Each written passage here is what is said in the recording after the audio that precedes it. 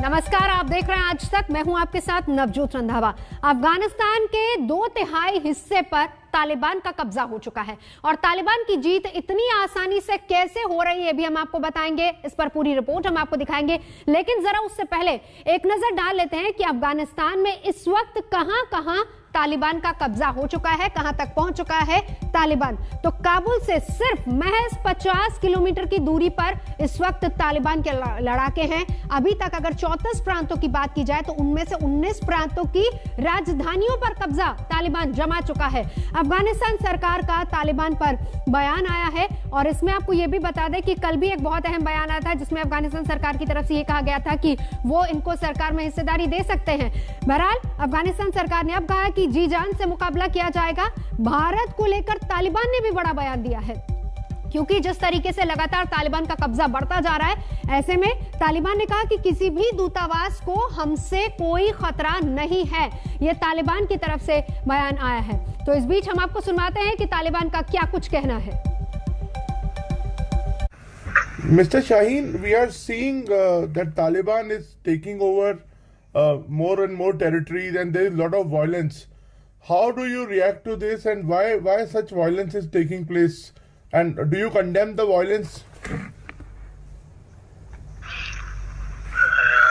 First, we are taking the prevention centers in districts in areas falling to us, but they are falling voluntarily to us. You can see the videos of hundreds and thousands security forces of the Kabul administration. They are coming to our side in joining us. That is true, but they are not because of violence. It is claimed violence or killing of innocent people, which is being carried out by the Kabul administration. We condemn that. So that is not our policy. Why we should kill our people or increase violence? So it is contrary to our policy. But there is a lot of propaganda showing that there are violence and the increase in violence. That's not true. About assurance to diplomats and embassies that there is no danger from our side to them, and that we will not target any embassy, any diplomat. महज हफ्ते भर में अफगानिस्तान पर तालिबान का लगभग कब्जा हो चुका है और तालिबान की रफ्तार अब दुनिया को भी डरा रही है। नौबत यह आ चुकी है कि अफगानिस्तान के राष्ट्रपति के इस्तीफे की अफवाह तक उड़ रही है, जिसे अशरफ गनी ने खारिज कर दिया है। वो देश जिसकी सेना को दुनिया के सबसे शक्तिशाली देश अमेरिका ने ट्रेनिंग दी, खतरनाक और आधुनिक हथियार दिए, फिर भी तालिबान सब कुछ रौंदता हुआ काबुल की तरफ बढ़ रहा है। सवाल यह है कि जो अफगान सेना संख्या में तालिबान से ज्यादा हो, वो बिना लड़े ही तालिबान के आगे घुटने क्यों टेक रही है। अफगानिस्तान के लोग पाकिस्तान और तालिबान से कितनी नफरत करते हैं, ये उसका सबूत है। लेकिन सवाल यह है कि जनता का साथ मिलने के बावजूद अफगान सेना हौसला क्यों खो रही है। तालिबान के ऊपर अफगान सेना के लड़ाकू विमान मौत बरसा रहे हैं, लेकिन जिस तालिबान के पास एक भी लड़ाकू विमान ना हो, वो कैसे अफगान सेना को पीछे खदेड़ रहा है। ये अफगानिस्तान के हेलमंड राज्य का वीडियो है, जिसमें अफगान कमांडो तालिबान को ललकार रहे हैं। पश्तो में ये अफगान कमांडो कह रहे हैं कि वो मरते दम तक इस शहर को बचाएंगे। अफगानिस्तान के कमांडो ने 4 अगस्त को तालिबान के खिलाफ नारेबाजी की थी। जनता को यकीन दिलाया था कि वो तालिबान को शहर में कदम नहीं रखने देंगे, लेकिन 10 दिनों के अंदर ये कसम टूट गई और हेलमंड राज्य तालिबान के कब्जे में चला गया। काबुल पर कब्जे के लिए आगे बढ़ते तालिबानी आतंकवादी तेजी से अफगानिस्तान को जीत रहे हैं। शुक्रवार को तालिबान ने कंधार, हेलमंड, घोर, बजिस और लोगर राज्य पर कब्जा कर लिया। तालिबान अफगानिस्तान के 34 राज्यों में से 18 पर कब्जा कर चुका है।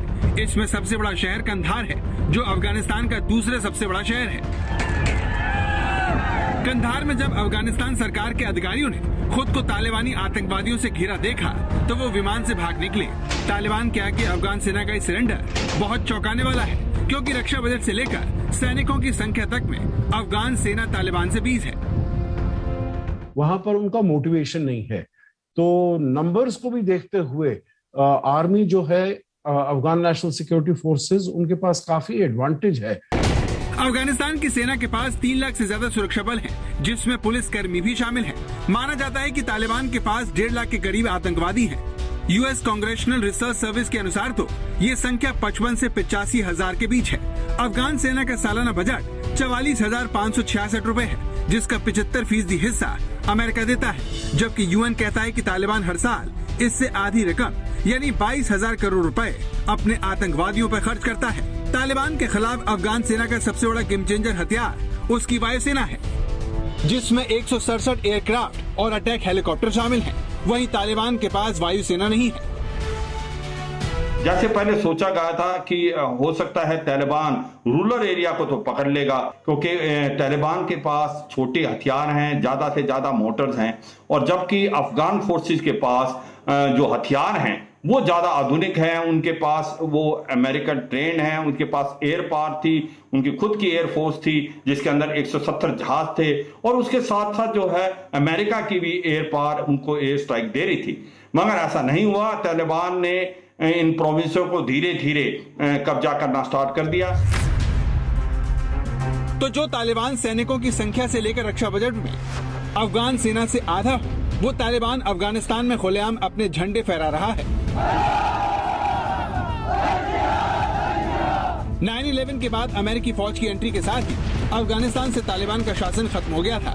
पिछले 20 सालों में अमेरिकी सेना ने अफगान सेना को ट्रेनिंग और हथियार दिए, ताकि जब वो अफगानिस्तान छोड़े तो अफगान सेना अकेले दम पर तालिबान के दांत खट्टे कर सके। लेकिन अमेरिका के जाने के महीने भर के अंदर ही तालिबान अफगान सेना पर पूरी तरह से हावी हो गया है। सवाल है क्यों? आज तक ब्यूरो।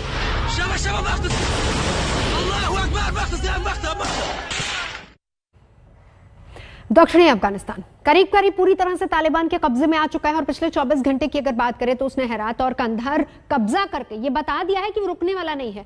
और ऐसे में हर कोई ये जानना चाहता है कि जिस अफगान सेना को अमेरिका ने ट्रेनिंग दी थी वो तालिबान को रोक क्यों नहीं पा रही है। तालिबान की जीत के 4 सीक्रेट्स देखिए इस रिपोर्ट में। आपने पाकिस्तानी आतंकवादी संगठनों को भी इस तरह से रॉकेट लॉन्चर चलाते हुए, लेकिन तालिबान में ऐसा क्या है कि वो एक देश की सेना पर भारी पड़ रहा है? इस सवाल का पहला जवाब यह है कि अफगान सेना और सत्ता में बैठे लोग बिना लड़े ही तालिबान के आगे समर्पण कर रहे हैं। ये रहा उसका सबसे ताजा सबूत। ये अफगानिस्तान के हेरात प्रांत के गवर्नर रहे इस्माइल खान है, जो इस वक्त तालिबान के कब्जे में है। वे तालिबान के खिलाफ लड़ने वाले प्रमुख लोगों में शामिल थे, लेकिन अब उन्होंने तालिबान के आगे सरेंडर कर दिया है। इस्माइल खान अफगानिस्तान में भारत के करीबी दोस्तों में शामिल हैं, जो इसी साल अप्रैल में भारत आए थे। भारत की मदद से बन रहे अबने हेरात बांध के निर्माण में इस्माइल खान ने अहम रोल निभाया था, लेकिन अब ये तालिबान के सामने हथियार डाल चुके हैं। कंधार में भी यही हुआ और वहाँ के स्थानीय राजनेताओं ने सैनिकों से लड़ाई न करने को कहा। कंधार प्रांत के गवर्नर रुहुल्ला खानजादा ने कहा कि राजनेताओं ने सैनिकों से लड़ाई न करने का आग्रह किया और कंधार शहर बिना लड़ाई के ही तालिबान के नियंत्रण में चला गया। दरअसल तालिबान गुपचुप तरीके से अफगान सेना के कमांडरों, गांव, जिलों और प्रांतीय स्तर पर अहम नेताओं से संपर्क कर रहा है।